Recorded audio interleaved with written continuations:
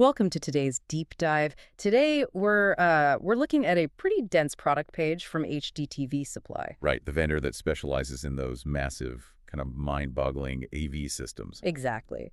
And our mission today is to decode a tiny but incredibly critical piece of technology, the Kramer EXT3-U-R USB receiver. Yeah, which honestly just looks like, a simple $220 aluminum box. It really does. But we're going to explore how this exact device secretly powers those complex, really large-scale audiovisual setups you interact with every day without even realizing it. It's basically the ultimate behind-the-scenes player. I mean, we look at giant displays and interactive touchscreens and just assume there's a supercomputer sitting right behind them. Right, hidden behind the wall or something. Yeah, but the reality of how these spaces are actually engineered is, well, it's much more clever. Okay, so let's unpack this. If you think about a standard USB cable, it's basically like a very short leash. That's a great way to put it, yeah. It works perfectly for your desktop computer. You plug in a mouse or a keyboard and you're good. But you can't run a massive conference room or a sprawling sports bar with a 6-foot cord. No, you really can't. And it's actually worse than just the signal degrading over distance. Oh, really? Yeah, the timing of the data packets gets completely thrown off over standard USB copper. Once you stretch it too far, it just breaks down. Huh. So it just stops working completely. Exactly. Yeah. That's why the Kramer device has to completely repackage the signal.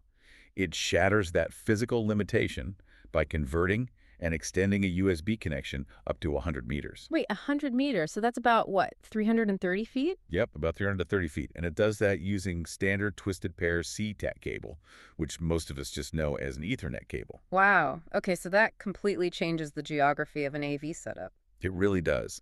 You can have the brains of the operation tucked away in a server closet on another floor entirely, while the interface is right there in front of the user. But bridging that physical distance isn't enough, right? Like, if I have a touch screen 300 feet away, I don't want to run one long cable for the USB, and then another for the audio, and yet another for system control. No, that would be a nightmare. And that's why the Kramer acts as a multi-signal hub. Actually, wait, I have to challenge the specs here for a second. Oh, go for it. The spec sheet says it outputs 480 megabits per second over 4 USB 2.0 ports. In a world completely obsessed with high-speed tech, isn't USB 2.0 a major bottleneck? Well, what's fascinating here is exactly why they use USB 2.0. We aren't transferring massive uncompressed 4K video files over these specific ports. Okay, so what is running over them? It supports peripherals, so things like touchscreens, smart boards, and robotic PTZ cameras. It also handles HID devices. Which is just industry speak for keyboards and mice, right? Exactly, human interface devices. Yeah. For those steady data streams, USB 2.0 is actually incredibly reliable. And it solves your cable clutter problem because it simultaneously handles bidirectional RS-232 serial data. Okay, and that's the universal control language, right? To tell the gear to turn on or off. You got it. Yeah. And on top of that, it outputs an analog audio signal, all safely routed over that single Ethernet cable.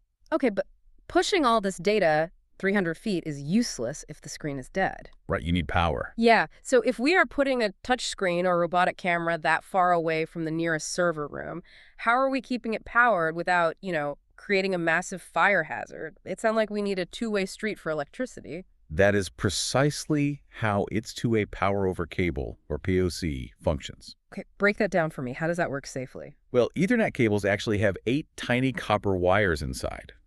The Kramer device is clever enough to route the data packets through some of those wires while simultaneously pumping raw electrical current through the unused ones. Safely isolating the two. Exactly. Wait, so if I'm mounting a camera on a 30-foot ceiling or putting a touch panel on a solid glass wall, you're telling me I don't need to hire an electrician to install a dedicated wall outlet up there? That's the brilliance of the engineering. If the receiver is plugged into the wall with its 12-volt adapter, it offers fast charging for those connected USB peripherals. But what if there are literally no outlets nearby? If there are no outlets nearby, the receiver is actually powered remotely.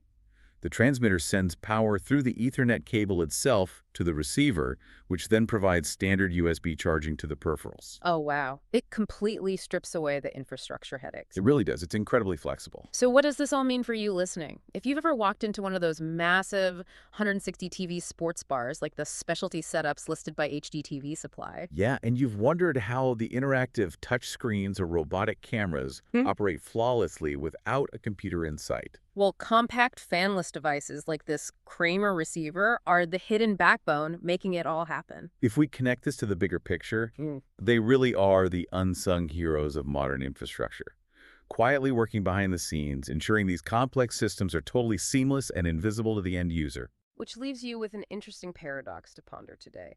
In a world absolutely obsessed with transitioning to wireless technology, isn't it ironic that our most robust, advanced systems still rely entirely on cleverly disguising hardwired copper cables inside our walls?